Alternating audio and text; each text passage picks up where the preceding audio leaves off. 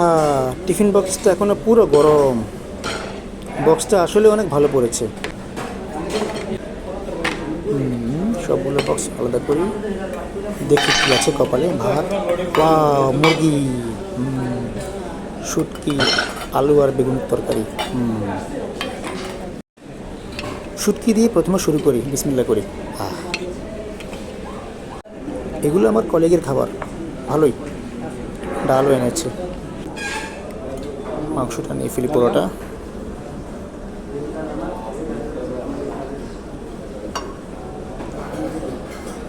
সুবহানাল্লাহ। আলহামদুলিল্লাহ। খাওয়া শেষে আমাদের রাসূল পাক সাল্লাল্লাহু আলাইহি ওয়াসাল্লাম চেটে খেতে পছন্দ করতেন, আমিও তাই করছি। আলহামদুলিল্লাহ। বউকে থ্যাঙ্কস।